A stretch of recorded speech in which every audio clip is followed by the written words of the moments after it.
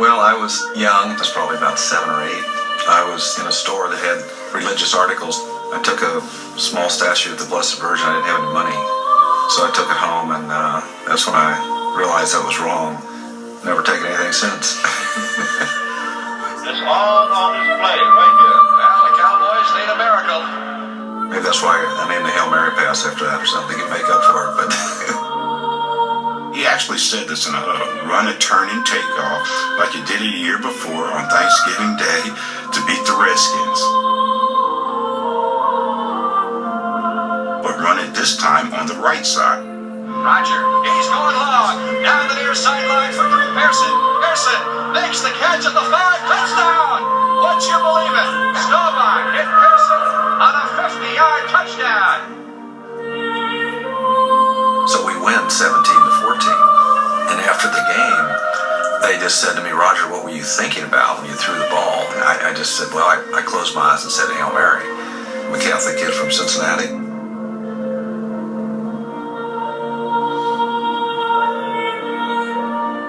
Blessed Virgin thinks a lot of me anyway. I got her on the map, and there's always a time in our life where we need a Hail Mary. Divine intervention is tough to beat. So were the Dallas Cowboys, with Roger Staubach at quarterback. I remember thinking, Dad is in control. The Cowboys are going to win this game. I mean, that's, I think, what the Dallas fans thought, but I believed it. It's an intangible. Yeah, you can't describe it because there's just something that he has. Shooting a free throw. Like right now, if you asked us, it's your dad versus Kevin Durant in a free throw competition. For one shot, you have to make one. And if you don't, you lose $1 million.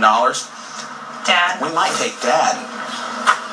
Tell me the story. When he was playing baseball, 7th, 8th grade, he was pitching, and it was a tight game. When you're the pitcher, that's pretty stressful up there. And he said he got in the car afterwards with his dad. Dad said he said to him, "Did you like that?" And he said, "I loved it." And his dad said, "I would not like that pressure." That drives him. It makes him perform to a higher level, and it's what made him so great. He is, by God, serious about competition. Roger told Bob Hayes one day that he said, "I'm going to beat you on a 20-yard dash." And in the men's 100-meter dash, Bob Hayes equals the meet record set in 1958. When Mr. Hayes gets going, the X-15 couldn't catch him.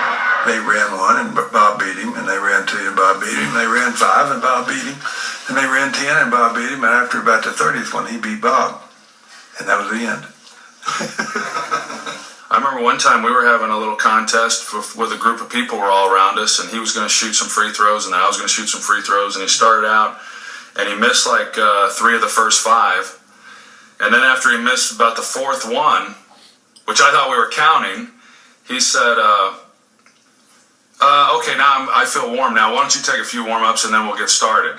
And then, of course, when we got started, he hit 9 out of 10. That's Roger. He's looking for an edge, but he's also doing everything he can not to get beat. In Roger's mind, he probably thinks he can still play today.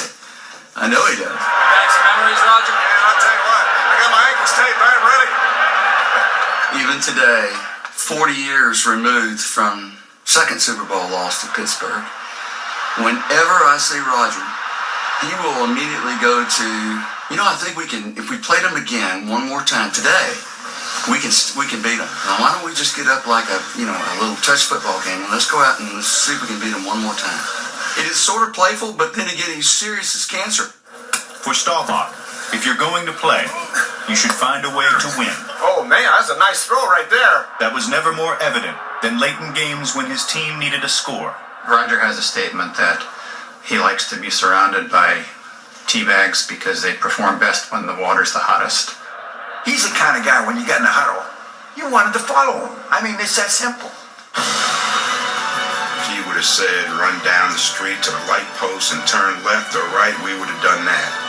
Roger brought out the hero in all of us. Got more out of the players he was playing with than anybody else. And that's another leadership quality, where you get guys to perform up and above where they are normally capable of performing.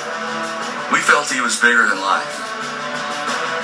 If there was something I wanted to emulate from Roger, it was really his leadership ability and his way of inspiring his team. Regardless of whatever the score was, the Cowboys weren't out of it. In fact, not only did you think they weren't out of it, but you knew they were going to win the game.